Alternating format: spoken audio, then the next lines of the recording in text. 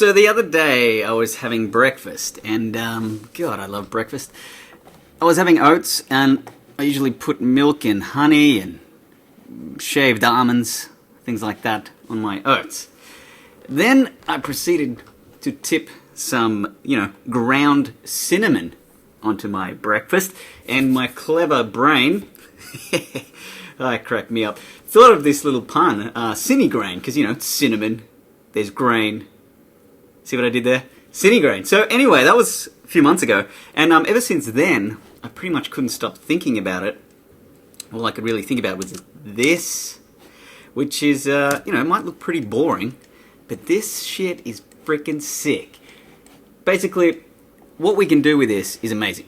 So, normally the idea is, what is this anyway? So this is a film scan from 35mm negative, and it's basically a negative that has not been developed with an image on it, and all we are seeing, hopefully you can see it amongst the compression of the web, all we are seeing is the grain structure of the film, and that's where it sort of got its nickname, cinema, films, cinegrain, whatever you want to call it. So anyway, what can we do with this stuff, and why am I so excited about it?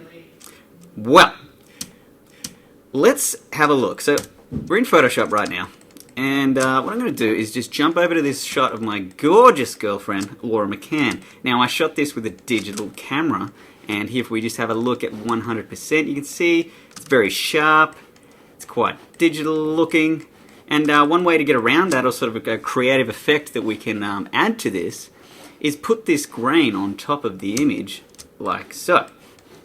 Now, right now, it looks absolutely terrible, because we need to use a blending mode to blend those two together. You'll see where I'm going with this in a minute, and I think it's pretty damn exciting, and I've got a free gift for all y'all. Anyway, so we have two layers here. The top layer is my grain, and I'm just going to use the blending mode overlay, and if you turn that on and off, you can see what that's doing there, kinda. So what it's done is, it's allowed our bottom image to shine through, and a sort of grain, this filmic grain, to sit on top of our image and blend with our image, and without any tweaking at all, it starts to look kind of like film. So what we could do then is, just add some contrast to our image. So, just have a quick little play with that. It's starting to look pretty cool. And we could also make that black and white. And, yeah. With a few tweaks, and this awesome technique of overlaying film grain on top of your digital image, you can get this really cool filmic look. I think it's cool anyway. And if it's a bit too strong, which it kind of is here, all you can do is just go to that filmic layer and just drop the opacity off a little bit. So now you've still got that beautiful grain structure, you've still got the fine detail that the sensor captured in the first place, but you've got this beautiful filmic look as if it was shot on film. So that's all cool for the stills world, but what about video? I mean, when you're dealing with video, you're dealing with 24 frames a second. And if I was just to overlay this one piece of film grain, it wouldn't move. Now, when you're shooting film with a motion picture camera, every single frame has a different grain structure. So that just wouldn't work. It would look kind of silly. And yeah, basically what we need is an actual video of the film grain as it's being exposed. So fortunately, there are lots of different cool products. If you go up here and type into Google, type cinegrain, yeah, you'll see a whole lot of different types of products that are available. They're affordable and very, very cool. But, I was sitting at home and it was, almost midnight, and I just thought, screw this, I'm going to make my own cinegrain. So I thought about it, how the hell am I going to make my own cinegrain? Each frame has to be unique, has to be different from the last, and if you think about it, 1 second has 24 different frames. It's going to take me a long time. What if I was to create 32 seconds of cinegrain? Well, that's exactly what I've done, and every one of these frames is unique. And the cool thing is, you can actually scan your own film grain in, replace this one film grain scan with your new one, and whammo, you've got a whole 32 seconds of your own film grain to render out. And this is so cool, because I can just upload this on my blog, which I'm going to do, and you can download it for EDIUS, the project file. It's 11 megabytes with the film grain scan, thank you so much to whoever scanned that in on the internet. It's the only high-res film scan on the internet I could find, actually, so thank you so much. And yeah, I'm giving this away for free, and it's freaking awesome.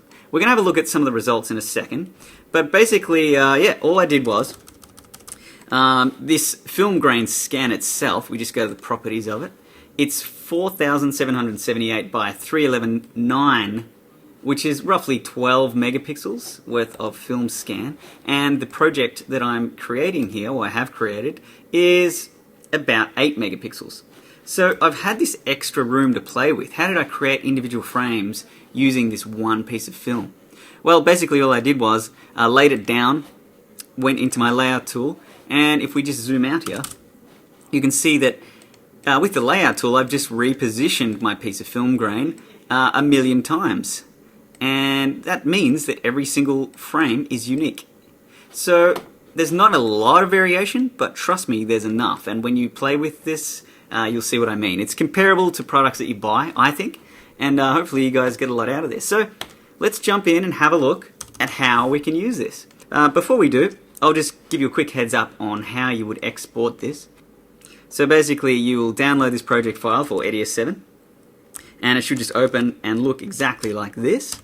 And as long as you put an out point here and an in point there, then you just go up to File, Export, Print to File. Now you can export it to whatever video file you like, but I recommend exporting it to a 10-bit video file, and one with virtually no compression or no compression at all. Now I'm working with Grass Valley products. I love EDIUS. It's the best editor out there. I'm going to get more into that later. And but I like to use Canopus Grass Valley HQX, which is an award-winning codec, and it's an awesome 10-bit codec. So AVI, Grass Valley HQX, and what I'm going to do is go the highest quality, which is HQX Superfine. So if we go export, one extra thing we can do to make it even better quality again is just go down to custom and do the max min size and put that up to 100. So if we go save, and I've called this one Homebrew Cinegrain Ultra HD, you'll notice it renders out to quite a large file, 4.6 gig, but trust me, this shit is worth it. Alright, so now for the fun stuff. You've rendered out your grain, and here's my one. It's called Matt's Homebrew Cinegrain, and if we just have a look at that, and that's some 4K grain right there. The cool thing is, every single frame is different, and it might not look so great right now, but when we overlay it on top of some footage, it looks freaking sick. So, there's a few things you can do, or a few things that I've been playing with. Here is a shot of my youngest brother, Benjamin. Hopefully he doesn't mind me using this. And yeah, this is when I first got my Red camera, actually. I was just marking around with some shots. But I thought this was a really good example of how we can get a super clean digital look and turn it into a bit more of a filmic, organic look. Now, unfortunately, I wasn't shooting with ND filters on this day, so the shutter speed's way up there. Shutter crimes ahoy. So I'll just fit this image to the screen like so. And what I'm going to do, just like in Photoshop, is have two layers.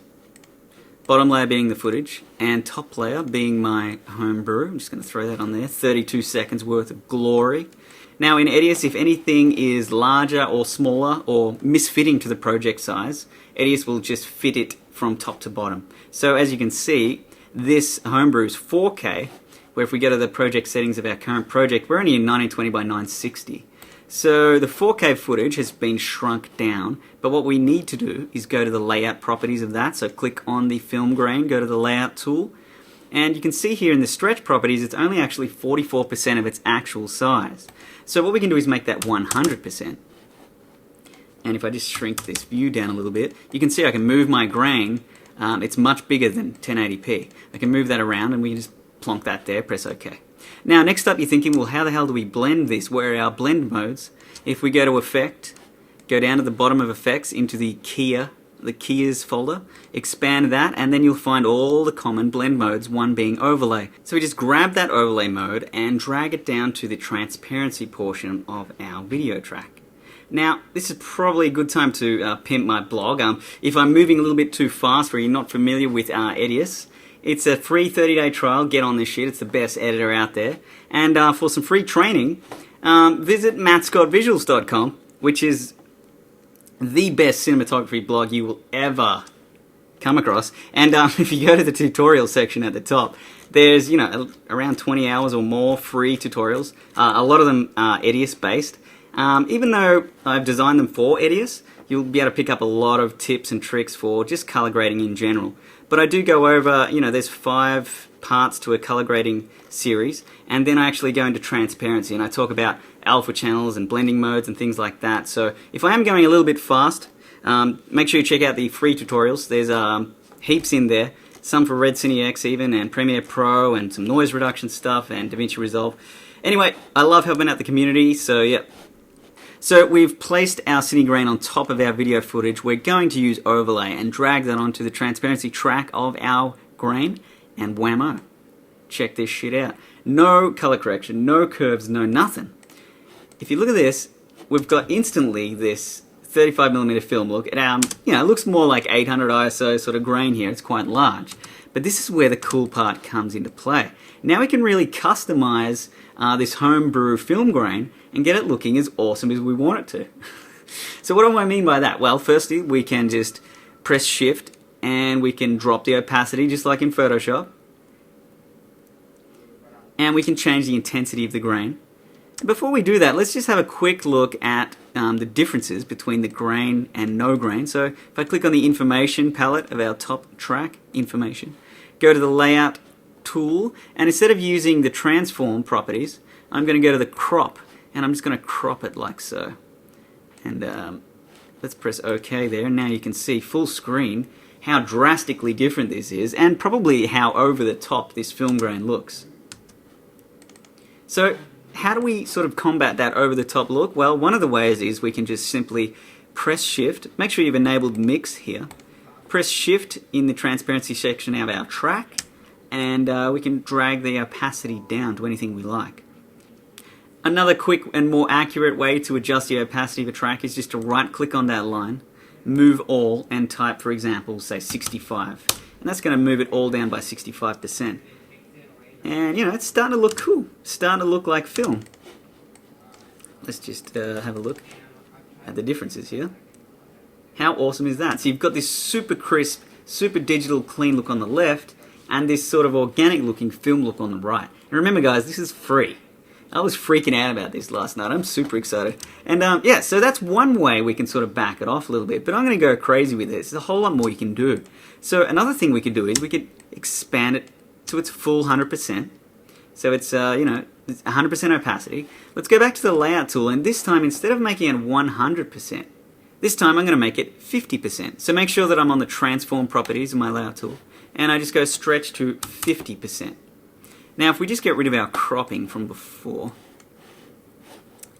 and make sure it's in line with our project. Actually, a really quick way to make it in line is if we just go up to preset and go fit width. That's going to make it fit exactly in the middle. So we press OK to that. Now we have a much finer grain structure. Now to me this is what looks sick. This looks like real 100 ASA film.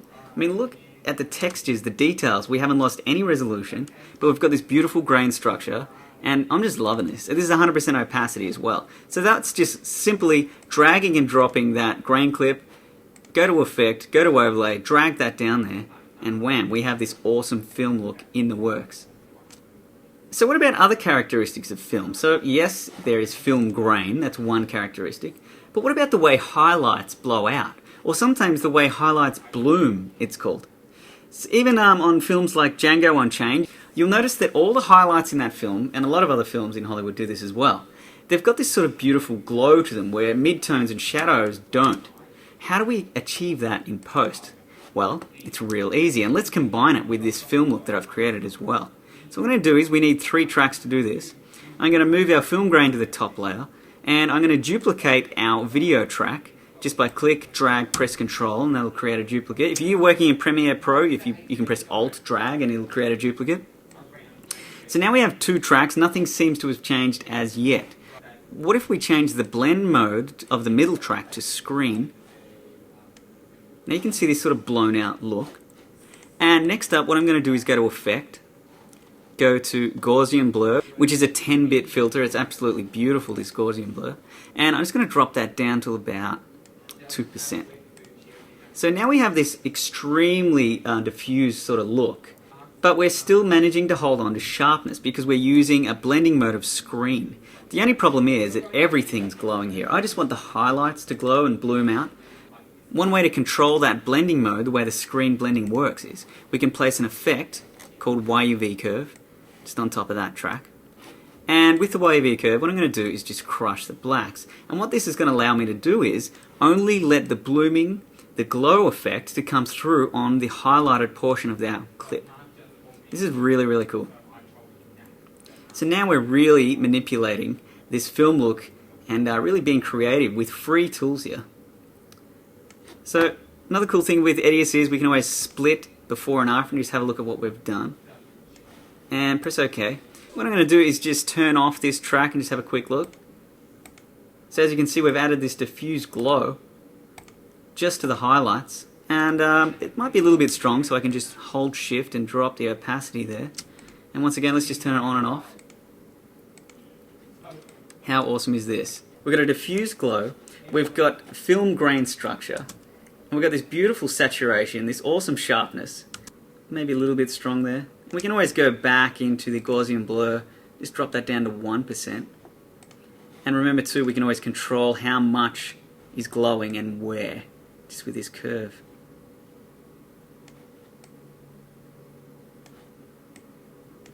Press OK. How awesome is this? Let's have a look at another shot. This one is cool Ethan, a brother from a different mother. And once again, we'll just fit the width of the clip to fit our project. And let's just have a look full screen. We've got beautiful exposure here. We've got nice detail. But look how clean and clinical the shot looks. We just need to add that film grain, that organicness. You're going to hate me saying that word after a while. So maybe you already do. We could just go up to our bin and grab it, but I'm just going to, control click and duplicate this one, bring it over. And straight away, it's that digital look, it's just giving it this edge. And that's without any tweaking whatsoever. Ethan's going to hate me for posting this. But once again, let's just make this a little bit bigger so we can see what we're doing. I can always just back the grain off using the opacity slider there. And I actually want to go a little bit larger with the grain structure on this one, so I'll just click on the grain clip, go to the information palette, double click layouter, and if we just go to the stretch percentage, and I'll make that maybe like 88%, you can choose whatever you want. And just have a look at that. So now we're looking at like some super grain. And unfortunately the screen recorder won't capture a nice frame rate for you. But wait till you download this yourself and you'll be able to see how awesome this looks in motion. It really does look like film. I swear to God, it looks like film. So we haven't even tweaked this yet. So another thing we can do is drop back the intensity there. I'll stop talking in an American accent right about now. Yeah, so that's looking pretty good. That's looking pretty good. But alright, so another thing we can do is not only can we, color grade the clip underneath the film grain. Now this is really powerful. I mean, the film grain is constantly interacting with the clip that's underneath it. So I'm just going to add a little bit of contrast here. And I'm also going to add some saturation. Maybe a bit much. Let's just drop that back a little bit. Curves are so awesome when you get used to them, by the way. And if we just have a look at before and after, so we can just split the screen, just have a look before and after. I swear it's starting to look more like film. Press OK. And let's just have a look at that full screen. The way the grain moves and interacts with the image is actually blending with pixels. And depending on the brightness of the pixels underneath the film, it's going to blend in a different way. And this is what's so powerful and flexible about this technique. I mean, it's nothing new. I guess I'm just offering it to you for free. That's what's new. It's freaking sick. One other thing we can do is manipulate the actual color of the grain on top of the clip. So if I go to Effect, grab the wavy curve, drop that on our top grain, then we can actually change the color of the grain on top. And what does that do? Well, it's like you can customize and emulate your own film stock in terms of like, is it daylight balanced film? Is it tungsten balanced film? And you know what? You know, with a few tweaks here and there, I'm just using YUV curves alone. It's starting to really look sick. Maybe it's just me. Anyway, moving on. Let's have a look at another more creative sort of way you can use it. This is a more cliche, old school sort of camera look. And I'll just fit this to the comp width.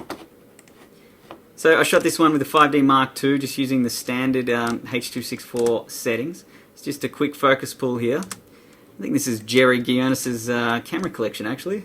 Yeah. Hey, Jerry. Anyway, so as you can see from this shot, it's super sharp, super clean. There's no noise whatsoever. But if we add, let's just drop that onto the second track, and let's just duplicate that film grain up here so it's on top. We'll put it to 100%. Straight away, we've added this beautiful film grain, and I'll just turn that on and off so you can see. Not losing any detail. We've just got this beautiful grain structure. I've got to stop saying that. And let's take it a step further though. I mean, EDIUS has this cool old movie look filter. So we'll just drop that on, old movie film. Drop it onto the bottom layer. And it does have a built-in film grain section, but it's not real film grain like we're using. So it's nowhere near as nice. So let's leave that unticked, but leave everything else as is. Press OK. And if we just have a look at that, now we've got that sort of classic, almost classic actually. Let's make this a sepia color as well. I'm going to go monotone, drop that on the bottom layer here, and we're just going to warm it up a little bit. And there's that classic old school look. I mean, so easy to do, but it's got that real film grainy sort of look. And remember, we can always, you know, enhance the size of the grain, the opacity of the grain. Let's make it 100% in this case. A couple of years ago, I shot some stuff with Tiffany Riddell. Thanks for coming down, Tiff. It was an awesome shoot. And it was a really cool shoot for me because I was testing out, check out my blog once again. My mates always give me shit about this. But I'm always pimping my blog. But yeah, it's a good blog, isn't it? I don't know. So if you go up to the blog and on the right-hand side, you'll see one down here called Destructive Creation. Just click on that one. And on this shoot, I deliberately tried to create an organic look because, you know, I'm always looking for something different, always trying to manipulate my images differently. I thought I'd do it in camera this time, and I, you know, put some glass in front of it, smashed the glass. I used some really, really cheap ND filters that had this beautiful red sort of tinge to it. And yeah, I got some awesome looking shots, but not until today have I actually overlaid film grain as well onto these shots. So let's have a quick look at that as well.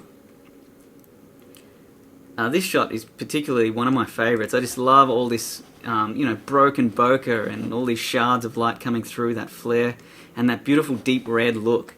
But once again, I'm just going to go Information, Layouter, and fit this to the width. So if we go to the effects, and we'll grab a YUV curve, drop that onto our film grain layer this time. First off, if we double click the YUV curve, we can actually adjust the contrast of that film grain. And what that's going to allow us to do is control how coarse the grain looks, what portions of the grain really shine through. So it's a really effective technique and quite flexible. But if you also look at how the YUV filter is structured, we have our luminance values here in Y, but we have our color values here in U and V. Now the cool thing about this is, when you adjust the top blending layer, you're not actually affecting any of the colors underneath per se. But what you're doing is you're affecting how this top layer blends, how these colors blend with that bottom layer. And this gives you a really cool, sort of flexible, creative way to change almost the film stock that you used. I'm just going to adjust it, like so, and just give it a completely different look. Let's have a look at before and after. It's really emphasized like the flare and stuff like that. Now remember, working in a 10-bit color space is crucial. 10-bit minimum is crucial when doing stuff like this. Blending modes and things like that, they really do start to show up banding. Now in this recording right now, I'm getting no banding whatsoever. So maybe you're seeing some banding online due to 8-bit compression. But if I had this in an 8-bit color space, settings, project settings, and we change that to say 8-bit, you're going to start seeing heavy banding artifacts when it comes to graduated smooth surfaces. So it's really important that you do work in an editor that, one, supports blending modes, but two, supports a 10-bit color space. It's really, really important for anything color correction wise, but especially when you're doing blend modes. But how awesome is it, the fact that, one, we can color grade that bottom layer however we like, but we can also just manipulate that top film layer and give it a completely different look. So we're adding grain structure, we're giving it that organic texture, but we're also changing the color of it as well. And remember, that's just using the YUV color portions of our YUV channel. Let's have a quick look at another shot. This is one of my favorites from the day, and I'll just move it over here just so we've got a fresh sort of place to play. And I'll grab that film grain and drop it on top there, and I'll just delete that YUV curve. So with this shot, I'm just going to fit the width of the comp again, just real quick. And same with our grain, which it already is. Alright, so let's have a quick look at before and after.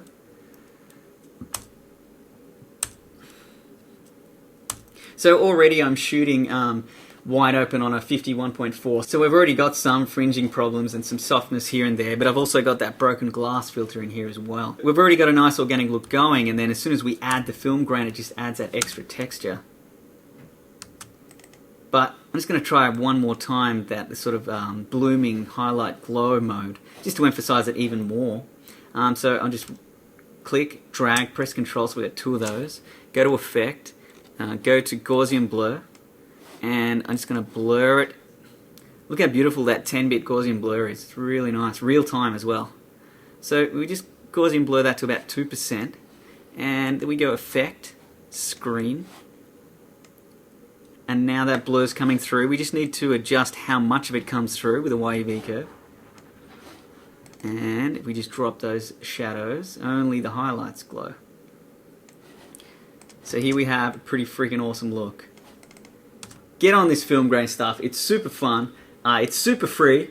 Hopefully you've enjoyed this tutorial, but it's more so just a heads up and to get you to start thinking creatively. I love this shit. Thanks for visiting my blog. Thanks for all the support with my tutorials. I really appreciate it, guys. Have a good day. Just quickly, while we're looking at my breakfast here, I have a theory about the cinematographers of today. And, you know, I've been reading a lot and, like, you know, listening to interviews of my favorite cinematographers in the industry in Hollywood and even local ones. And often, most of them are much older than me, and they all started with film, motion picture film. That was their camera. So what I noticed, though, is a lot of these guys, and if you, I mean, watch behind the scenes from Seven. Darius Konji talks about, you know, flashing film and the way he treats his film stock and what film stock he used and why he used it. I mean, this seemed to be a pattern. This seemed to be something that I noticed that cinematographers, the greats, they all had this innate knowledge of how to process film, what film was good for what, and, you know, doing even little tricks to the film to get it to look a certain way. They had this extraordinary knowledge and this experimental attitude with the post-production side of things, with the developing side of the film that they shot with. Now, today's cinematographers, and I guess I could call myself one of today's cinematographers, we're lucky enough to work with cameras like Red or even a DSLR. We're lucky enough to see exactly what we just shot instantaneously.